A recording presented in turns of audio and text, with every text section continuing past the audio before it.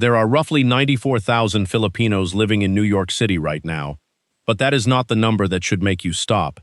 The number that should make you stop is the number living in Queens, because Queens is where the US Open takes place. And now imagine what happens when one of the biggest Filipino communities in America is living in the same borough where a 21-year-old Filipina tennis player is about to walk onto the biggest stage of her career. Eala is not arriving in New York as an unknown prospect anymore. She is arriving as a WTA champion, a top 20 player, a Grand Slam breakthrough star, and the first Filipino player in history to win a WTA Tour singles title. But that is still only half of the story. The other half is what happened before she ever reached New York. Washington happened first, then Toronto, then Cincinnati. 3 tournaments, 3 warning signs, and each one showed something getting bigger around Eala. More flags, more fans, more attention, more people talking about the atmosphere around her matches. Now all of that is about to collide with New York, where the Filipino community is already enormous, and where Eala has already made history once before. That is why the US Open could become something much bigger than another tournament on her schedule. It could become the moment when Eala stops being a rising tennis star and becomes a genuine cultural phenomenon for Filipino fans around the world. A year ago, that statement would have sounded premature. Professional tennis produces promising young players every season, and most of them never reach the level people initially expect. Eala, however, has been moving at a different speed. Her rise has not been a slow, predictable climb, where she gradually collected small victories and quietly improved her ranking. Instead, she has repeatedly stepped onto bigger stages and produced results that forced people to change their expectations. She had already made history as a junior, winning the US Open girls singles title in 2022. She had already shown that she could handle pressure. But the professional game is different. The opponents are stronger, the matches are longer, the travel is relentless, and the margin for error is tiny. Then came Wimbledon. Eala reached the 4th round and defeated defending champion Iga Swiatek along the way, giving the tennis world a glimpse of just how dangerous her game could become. Suddenly the conversation was changing. She was no longer simply a talented player from the Philippines. She was becoming a player capable of beating established champions on the biggest stages in tennis. Then Washington changed everything. Eala entered the tournament looking for another step forward, and left it with the biggest title of her young career. In the final, she faced Jessica Pegula, a world-class opponent who had every reason to expect herself to win. Pegula took the first set 6-4. Rain disrupted the match and created another layer of uncertainty. The final was delayed and the rhythm was broken. For a young player facing one of the world's best, this was exactly the kind of situation where pressure can become overwhelming. Instead, Eala responded by taking control. She won the second set 6-4 and then dominated the deciding set 6-0. That was not simply a tournament victory. It was a statement. Eala became the first Filipino player, male or female, to win a WTA Tour singles title. And suddenly, an entire community had something tangible to celebrate. There was no longer a question about whether she belonged at this level. She had proved it, by beating the players standing in her way. But here is where the story becomes more interesting. Winning the title was one thing. What happened afterward was something else. Eala's victory did not disappear when she left Washington. Her fans followed her. The attention followed her. The Philippine flags followed her. And that is when the first real pattern began to appear. Washington was the spark, but nobody yet knew whether it was a one-time celebration or the beginning of something larger. Toronto provided the answer. When Eala arrived in Canada, Filipino support appeared again, and the atmosphere surrounding her matches became impossible to treat as a coincidence. Her match against Alicia Parks attracted significant attention, and reports from the tournament indicated that organizers moved the match to a larger court because of demand. That detail matters because tennis tournaments are built around capacity. Organizers have to decide which players belong on which courts based on expected interest. When one player's audience becomes large enough to affect those decisions, the player has crossed an invisible line. She is no longer simply participating in the tournament, She is helping shape it. And then came Cincinnati. This was where the warning became much louder. By this point, Eala was carrying the momentum of a WTA title, the attention from Toronto, and the expectations that come with suddenly becoming one of the most recognizable young players in women's tennis. Her match against Amanda Anisimova became one of the clearest examples of how much her following had grown. Philippine flags were visible throughout the event, and former professional Sam Querrey discussed the extraordinary support surrounding Eala and the atmosphere created by her fans. The most important part was not simply how many people were there. It was how emotionally invested they were. Fans stayed through long sessions. They continued supporting her deep into the night. They were not behaving like spectators who had casually bought tickets to watch whoever happened to be playing. They were following a player they felt personally connected to. And even though Anisimova ultimately defeated Eala, the crowd remained part of the conversation afterward. That is the pattern you need to understand before New York enters the picture. Washington showed what happens when Eala wins. Toronto showed that the audience would travel and follow her. Cincinnati showed that the audience could become a visible part of the tournament itself. 3 cities, 3 different tournaments, and the same basic phenomenon getting harder to ignore each time. Now ask yourself what happens when that phenomenon reaches New York. Not another city with a Filipino community. Not another tournament where fans have to travel hundreds of miles. New York, Queens, the U.S. Open, the largest stage in American tennis, located in the same borough where one of the largest Filipino communities in the country lives. That is why the number 94,000 matters. It does not mean 94,000 people are suddenly going to fill Arthur Ashe Stadium. That would be absurd. It means there is an enormous community already living around the tournament, and many of those people already have a reason to care about the player walking onto the court. That geographical connection changes the psychology of the story. In Washington, Filipino fans had to make the decision to attend. In Toronto, they had to make the decision to attend. In Cincinnati, they had to make the decision to attend. New York is different because the U.S. Open is happening in their own city. Eala is effectively walking into the heart of a community that already exists. The fans do not need to discover the event first. They do not need to discover her first. Many of them already know her story. They have watched the rankings rise. They have watched her beat major opponents. They have watched her become the first Filipino WTA singles champion. They have watched her return from difficult situations, and now she is coming to the same city where she created one of the earliest major chapters of her career. That is the part of this story that almost feels too perfect. Alex Eala has already made history at the U.S. Open. In 2022, she won the girls' singles title at Flushing Meadows. At the time, she was a teenager with enormous potential. People could imagine a future for her, but nobody could know exactly what that future would look like. 4 years later, she is returning to the same tournament as a WTA champion. The player who once came to New York hoping to announce herself to the tennis world is now coming back with the tennis world already watching. The setting is the same, but the circumstances could not be more different. Before, she was proving that she might belong. Now, she is trying to prove how far she can go.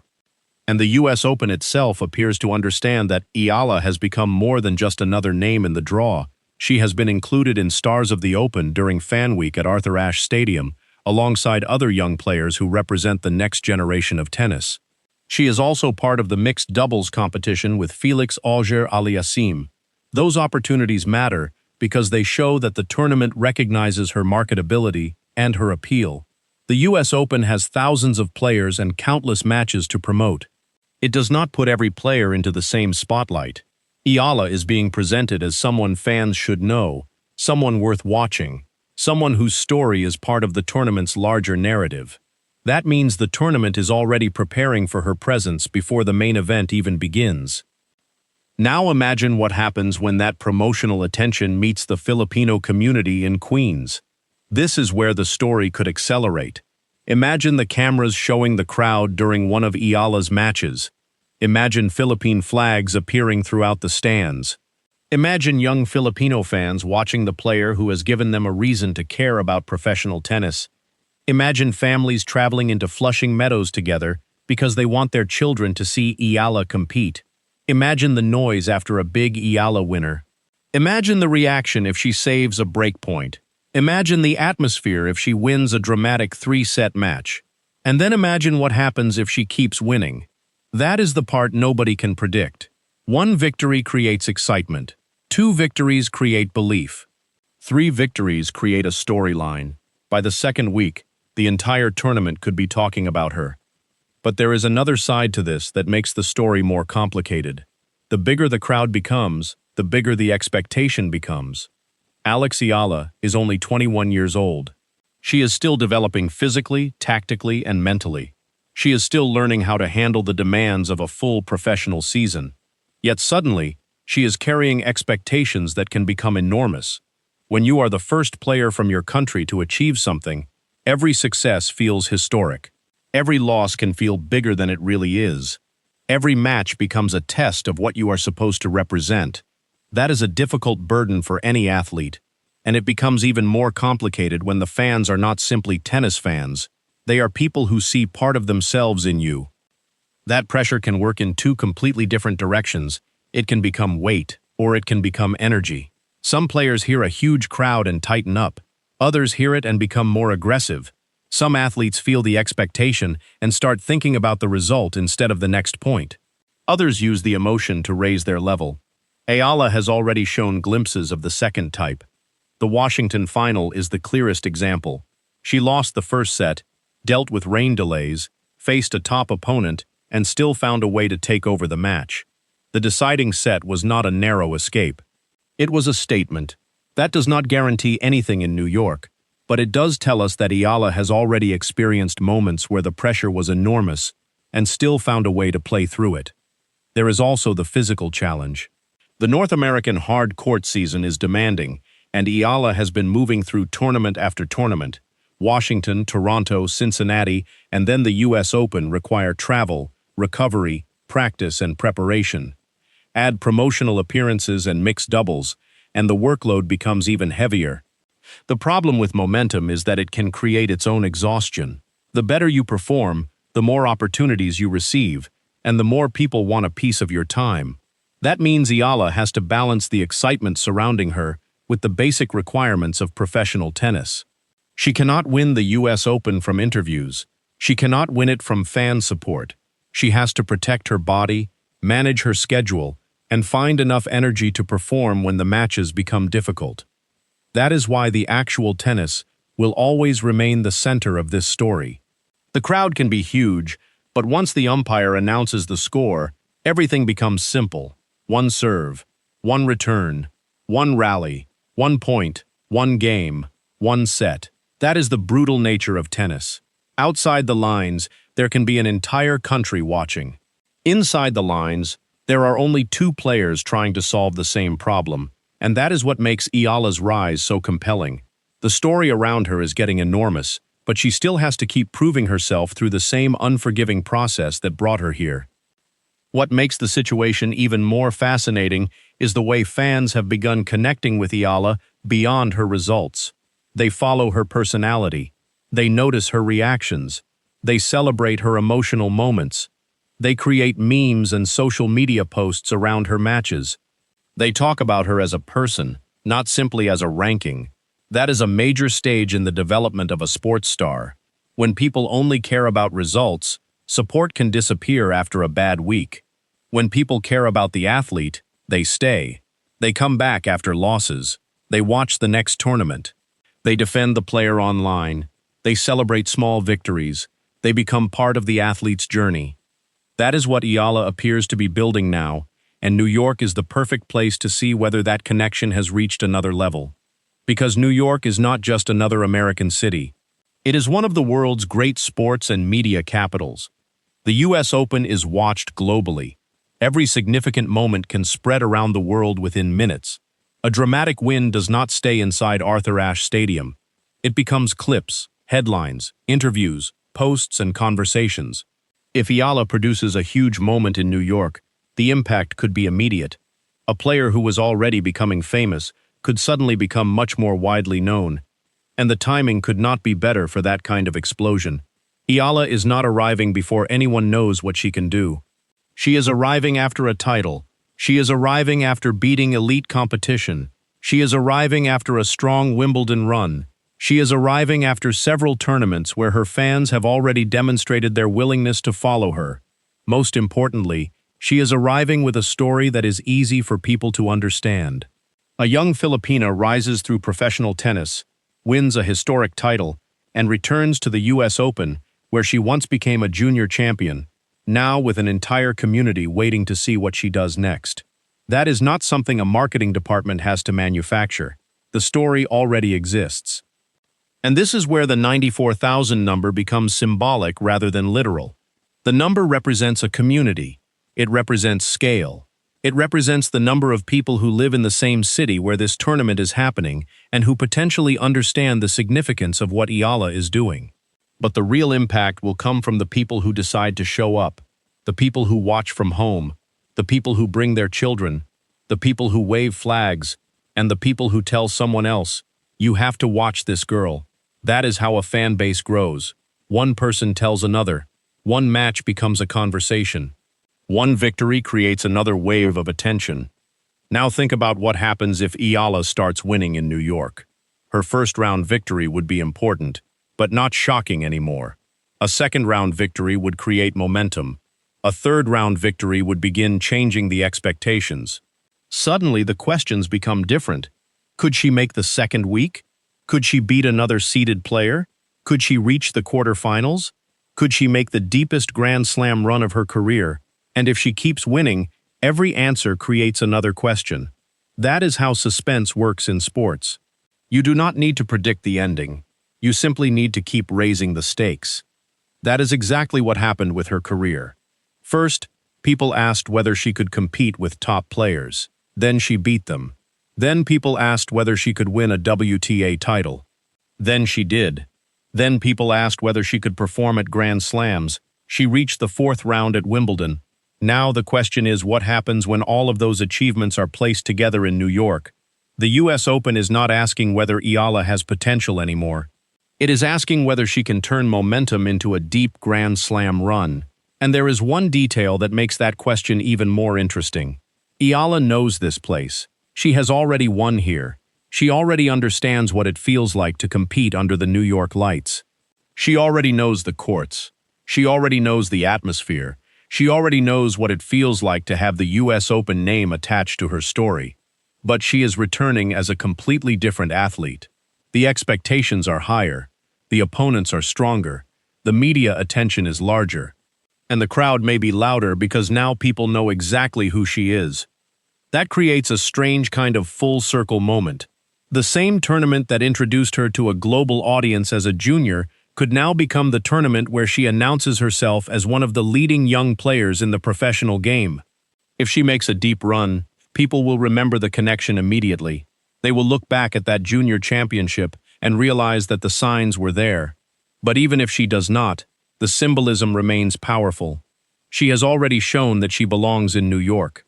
Now she gets another chance to show what she can do there at the highest level. And this is where the story returns to those three earlier cities.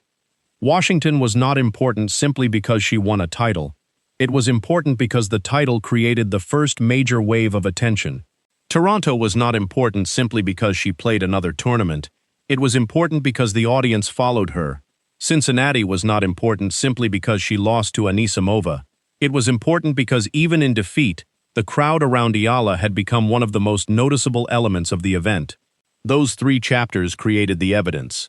New York is where we get to see the result of that evidence. If the crowd in Queens becomes enormous, nobody should be surprised. If Philippine flags appear throughout the stadium, nobody should be surprised. If Eala's matches become some of the most heavily discussed sessions of the tournament, nobody should be surprised. We have already seen the warning signs. The only unknown is the scale. How much bigger does it become when the tournament is happening inside the heart of her community? How much louder does it get when people do not have to travel across the country? How much pressure does Eala feel when she realizes the support is not coming from a distant fan base, but from people who live in the same city? Those questions cannot be answered in advance. And that uncertainty is exactly why this is such a compelling sports story. We can predict attention, We can predict that Filipino fans will support her. We can predict that the US Open will give her a major platform. But we cannot predict the tennis. Nobody can. That is where Eala has to write the next chapter herself. Maybe she walks into the US Open and loses early. Maybe she wins one match and falls in the next. Maybe she reaches the second week. Maybe she produces the upset of the tournament. Maybe she reaches the quarterfinals. Maybe she goes further than anyone expected. The possibilities are wide open. But no matter what happens, something has already changed. Filipino tennis now has a player people around the world recognize. Filipino fans now have a professional champion to follow. Young players now have a visible example of what is possible. And Eala herself has moved from prospect to contender. That is why the US Open could matter even if she does not win it. The impact of an athlete is not measured only by trophies. Sometimes it is measured by how many people start paying attention because of them. Sometimes it is measured by how many children pick up a racket. Sometimes it is measured by whether an entire community suddenly feels represented on a stage where it rarely sees itself. Eala has already started doing that. New York simply gives the story a much bigger stage. Imagine the scene if she wins a huge match in Arthur Ashe Stadium. The crowd rises. Philippine flags are waving. Her opponent walks toward the net. Eala looks toward her box and then toward the stands. Thousands of people are celebrating. The clip spreads across social media. Filipino communities around the world react. The Philippines wakes up to the result. Suddenly, the player who won Washington is no longer just the story of one tournament. She is the story of the US Open. That is how quickly sports can change. But even if that moment never comes, there is another moment that is almost guaranteed. Eala will walk back onto the courts, where she once became a junior champion. She will look around and know how much has changed. 4 years ago, she was a teenager with a dream. Now she is a WTA champion with a ranking inside the world's elite. 4 years ago, people were asking what she might become. Now people are asking how far she can go. And standing around her will be thousands of people who see her success as something meaningful to their own community.